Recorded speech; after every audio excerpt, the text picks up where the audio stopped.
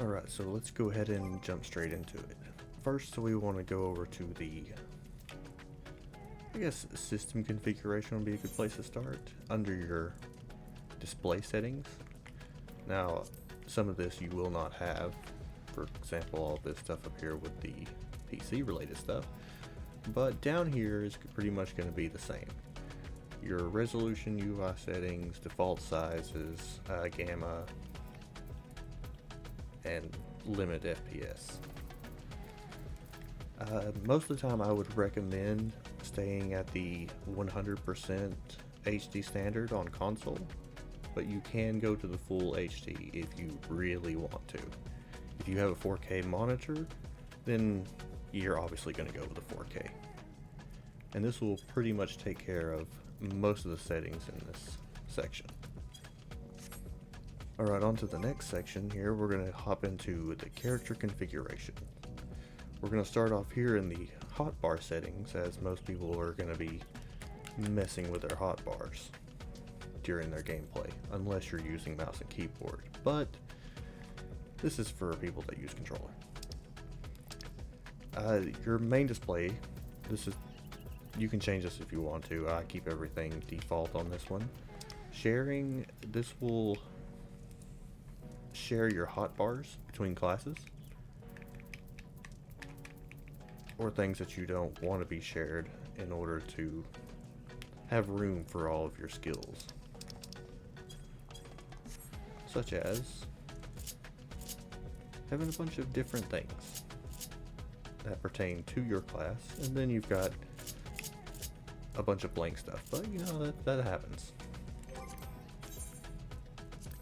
Alright, now if we move over from the sharing into the cross hotbar, this is where a lot of stuff is gonna start coming in handy. You can choose what is displayed on your hotbars, how they are displayed, whether or not you want to hold toggle or mixed. I'm not really entirely sure how the mixed works, but you're welcome to experiment if you like. And then over here in the custom, it's going to be your biggest friend on the console. Right here, expanded hold controls. Cannot use the toggle tap on the cross down there, but this is going to make things so much easier. Most of the time, I would recommend using the crossbar 8 left and right, as this will be the easiest way to move stuff around and not get stuff confused. We'll go ahead and apply that now. And now, instead of just using these couple of things like that, you can now hold down your trigger and push the other trigger, which will display another hotbar. It does the same for the other side. And you can add more of your abilities onto the hotbar 8, or whichever hotbar you choose to use. This comes in handy at higher levels, as you're going to have a lot of skills to go through. My character is only level 50, and I've already filled up an entire hotbar, and some more, but yeah. Now here you would probably start messing with more settings, but at this point in time, you've already chosen your UI resolution, and your screen may be looking a little funky. You may have stuff everywhere. And the best way to combat that, especially on the console, is down in your HUD layout. In here, you can use your controller to move around the different things and select the different elements with the drop downs. And let's see here, we'll start with a target bar. Once you select it, you can move it around. Change where you want the location of pretty much everything on your HUD layout, except for that down there, the little chat thing. You can't really move that around. Now this comes quite in handy, especially for keeping your screen a bit more clear to see everything around you. or to see all the information that you are looking to see.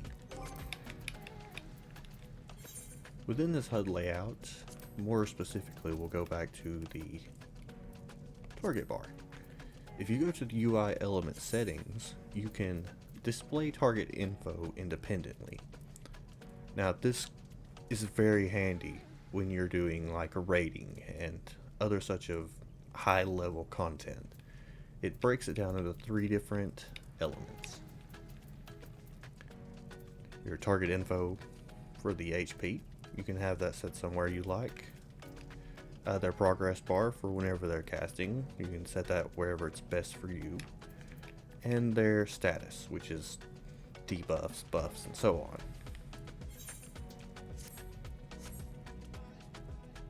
And now that we've done that, let us jump back into the character configuration, mostly the control settings. Here you will be able to select whether you want a standard or a legacy type. Personally, I like the legacy. Feels a lot better on controller. The flying mount takeoff, you can have it set to auto, so whenever you jump with a flying mount, you'll take off, or you can do it manual with the double jump, which I don't really know if you would. You can also select these options down here for the cutscene skipping. If you've already completed a piece of content and you don't want to sit through the cutscene or have to manually press the button to skip it, you can select these options and it'll automatically skip the cutscenes for you. You also have a lot of different customization options for your gamepad.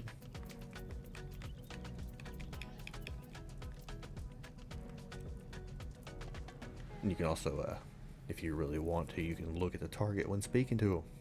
Or you could just look away in the opposite direction and not give a damn. Alright, now we move on to the target section. This will let you change up a bunch of your targeting. I would recommend automatically face target when using action to remain on. Otherwise you'll have to do it manually in order to execute melee attacks and some casting, I believe. When it comes to the auto targeting setting, I would just enable full auto target. Ignore depth or maybe cone, that's up to you. You can mess around with it and all that stuff. Ground targeting, a lot of this stuff is going to be on by default, so you're not going to have to worry. But definitely want to enable that auto target, so whenever you attack, you'll automatically lock onto a target instead of having to manually do that. It's not fun. Alright, other than all the target information, there's also different filters you can use. This is completely quality of life stuff. Character, this one is a big one. Let's see here. If you're somebody that's gonna do walk around and you're gonna try to look cool, display main and off gear when sheathed.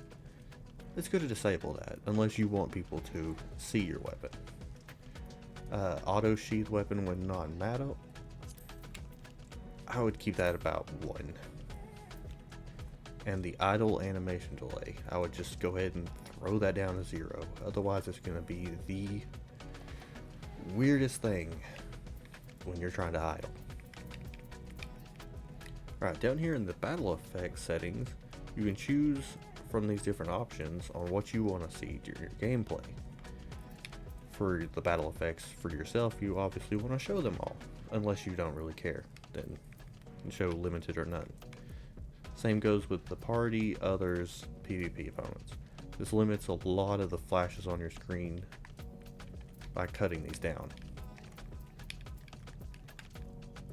Alright, now so if we move over down to the UI settings and we go over to the HUD tab, you can choose a lot of the settings of what shows up on your display if it's something that you haven't already done in the HUD layout. But you have options to choose pretty much from everything on what is displayed or not displayed. Moving on from the UI settings, we can go down to the display name settings. Now here you can choose what names are displayed when. From your own, your companions, your pets, party members, alliance, others, friends, so on and such forth. This is all completely customizable up to whatever is best for you. Another cool feature you can use if you want to use a mouse for something instead of just dragging around the sticks, you can hold the left bumper and click in your right stick and it will bring out the virtual mouse mode, which in this case will just give you a mouse on the screen to move stuff around with. Another handy guide is if you're ever out and about walking around and you just don't feel like pushing the stick around. Just too much work. Well, I got news for you. You can move in the direction you want to go, press the left bumper, and he will just continue to move at the same space in the same direction forever. Pretty neat trick, right? Another fun thing is if you have a keyboard available to you that you can use, there's a neat little trick to help adjust the camera a bit by holding Alt and then using the up and down numpad or whatever the hell. Oh wait, no, it's Control. Control and the arrow keys. You can move the camera up and down to adjust for height depending on what kind of content you're doing. That should basically wrap up the basics here on what to expect on a controller. Hopefully this has been of some help to you, and if you have any questions, be sure to just ask them in the comment section and I'll try to answer as many as I can. If you enjoyed the video, please subscribe and leave a like. That would be, I guess, somewhat helpful, probably. Yeah, probably. Alright, have a good day.